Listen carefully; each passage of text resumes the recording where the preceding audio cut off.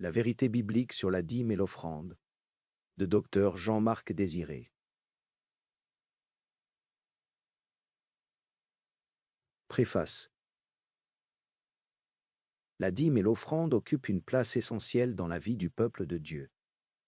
Depuis Abel, qui offrit à l'Éternel les premiers-nés de son troupeau, Genèse 4:2.4, jusqu'aux églises du Nouveau Testament encouragées par l'apôtre Paul à manifester leur générosité, la Bible présente le don comme un acte spirituel profondément lié à la foi et à l'adoration. Pourtant, ce sujet demeure aujourd'hui souvent mal compris, parfois source de débats ou de pratiques abusives. Certains considèrent la dîme comme une obligation légale dépassée, d'autres comme une discipline spirituelle indispensable.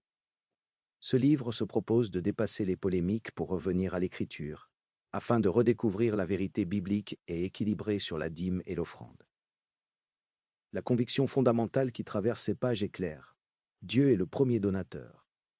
C'est lui qui nous donne la vie, qui pourvoit à nos besoins, qui nous comble de bénédictions visibles et invisibles.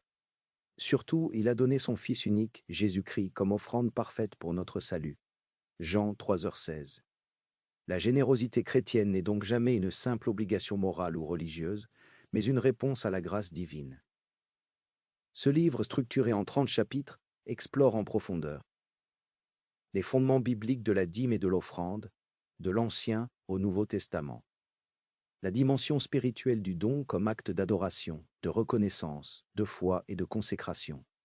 Le lien vital entre l'offrande et la mission, la solidarité, l'unité du corps de Christ.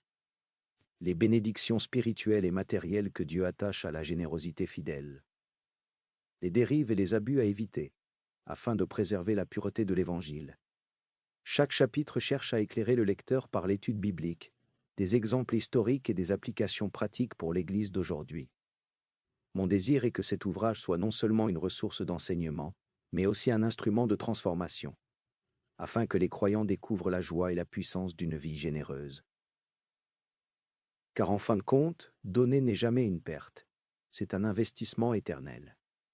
La dîme et l'offrande deviennent des semences qui portent du fruit, non seulement dans notre vie spirituelle, mais aussi dans la communauté chrétienne et jusque dans l'éternité. Il y a plus de bonheur à donner qu'à recevoir.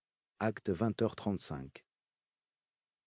Puisse cette vérité imprégner nos cœurs et nous conduire à refléter le caractère du Dieu généreux que nous servons.